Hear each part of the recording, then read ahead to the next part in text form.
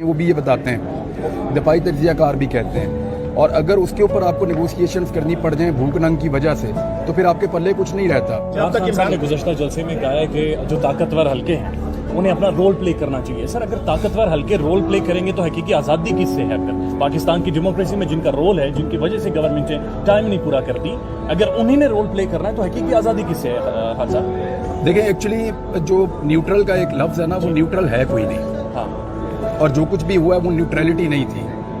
Neutrality میں ایسا نہیں ہو سکتا کہ 16 پارٹیاں اکٹھی کر کے ایک حکومت بنا دی جائے، جی، اور وہ بھی ایک ووٹ کی برتری کے ساتھ۔ یہ چل ہی نہیں سکتی، بندر بانٹ بھی گر جاتی ہے خدا نخواستہ۔ جی، تو اس کے باوجود یہ چل رہی ہے، تو کوئی نہ کوئی جادو تو ہو رہا ہے۔ وہ جادو اگر بیچ میں سے یا وہ سحر بیچ میں سے ہٹ جائے ہاں، تو پھر یہ حکومت نہیں رہے گی۔ یہ تو چیزیں سستی کرنے آئے تھے، اور یہ ایجنڈا کیا ہے؟ نیب کے پر کاٹ دو، الیکٹورل ریفارمز ختم کر دو، اوورسیز پاکستانیوں کے ووٹ کا واپس لے لو، کیسز ختم کرو، بندے ادھر ادھر کرو، ٹرانسفر پوسٹنگ تعیناتیاں اپنی مرضی کی کرو۔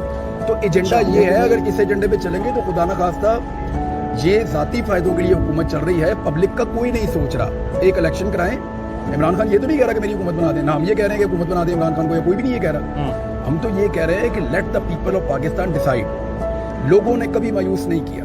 خان صاحب میڈیا میں ڈیوائیڈ ہے، آپ ہمارے جو دوست ہیں یا ہم سارے ایک سائڈ پہ کھڑے ہیں، دوسرے صحافی دوسرے سائڈ پر کھڑے ہیں۔ اب ایک ویور جو ہے اس کے لیے کیا بچا ہے اب دیکھنے کے لیے؟ کون جج کرے یہ انٹرپریٹیشن ٹھیک ہے یا خان صاحب کی انٹرپریٹیشن؟ یوٹیوب چینل ہے۔ لوگ بہت اچھے جج ہیں، لوگ بہت اچھے جج ہیں، جن کو سمجھ آتی ہے کہ وہ ٹھیک بول رہا ہے وہ ان کو دیکھتے ہیں، جن کو سمجھ آتی ہے کہ آپ ٹھیک بول رہے ہیں وہ آپ کو دیکھتے ہیں۔ لوگ آپ کی باڈی لینگویج کو بھی جانتے ہیں، آپ کے چہرے کے تاثرات کو بھی جانتے ہیں۔ آپ جو چکر دے رہے ہوتے ہیں لوگوں کو فوراً پتہ چل جاتا ہے۔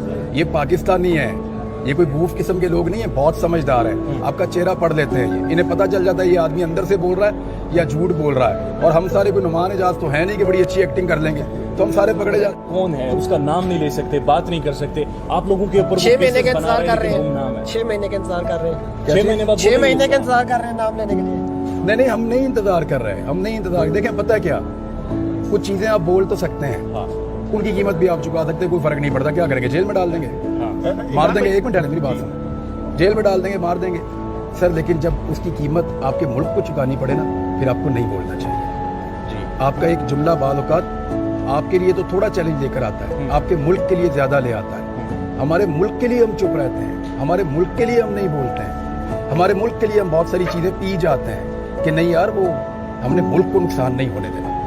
اس نے عمران خان نے کہا نہیں تھا کہ میرے سے زیادہ ضروری ہے فوج، تو سمجھیں بات، ہم اپنے ملک کا نقصان نہیں کر سکتے صرف اپنی بھڑاس نکالنے کے لیے۔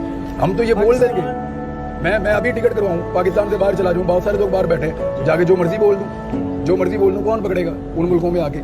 لیکن بات یہ ہے کہ میں باہر بھی چلا جاؤں گا تو نہیں بولوں گا اس طرح۔ وجہ یہ ہے، اچھا ایک اور بڑی مدد کی آپ کو بات بتاتا ہوں، اگر یہ ہمیں اریسٹ کریں گے نا تو ہم نے 5-5 دن کی ویڈیوز بنائی ہوئی ہیں، روزانہ ایک چلے گی شیڈیول نہیں ہم نے پہلے کیا تھا۔ اور وہ ویڈیوز کس بارے میں؟ وہ کون ہے اس کے بارے میں ہیں، یا وہ ویڈیوز پولیٹیکل حالات کو لے کر آپ نے؟ ان ویڈیوز میں اللہ کرے اس کی نوبت نہ آئے، لیکن اگر آئے گی نا تو آپ کو بڑے سرپرائز ملیں گے، بڑا مزہ آئے گا، لیکن انشاءاللہ پاکستان کے لیے کوئی نقصان نہیں ہوگا۔ لانگ مارچ کے دوران آپ کو گرفتار کرنے کی کوشش کی گئی اور آپ نے گرفتاری نہیں دی، جس کی وجہ سے آپ پر بہت زیادہ تنقید کی گئی کہ آپ ڈر گئے ہیں یا آپ کو خوف تھا گرفتاری کا۔ آپ نے کہا کہ میں ڈرا نہیں ہوں کیونکہ ایک بیانیہ ہم لے کر چل رہے تھے، اس کی وجہ سے میں نے گرفتاری نہیں دی۔ تو کیسے آپ نے چکما دیا؟ آپ نے خود کہا کہ ڈولفن پولیس آپ کے گھر کے باہر کھڑی تھی اور آپ ان کے سامنے سے نکل گئی، کیسے؟ وہ لوگوں کو ذرا بتائیں وہ واقعہ۔ یار وہ ملٹیپل ٹولز میں نے استعمال کیے تھے اس دن، وہ اللہ کا شکر ہے میں نکل گیا، دوبارہ بھی نکلنا پڑ سکتا ہے، وہ تو میں نہیں بتاؤں گا ابھی، دوبارہ آئیں گے تو اسی طریقے سے نکلوں گا، مجھے سمجھ آ گئی ہے کہ یہاں سے نکلنا کیسے۔ اور مزے کی بات یہ ہے کہ میں اس دن ریئلی میں گرفتار ہونے کے لیے ریڈی تھا۔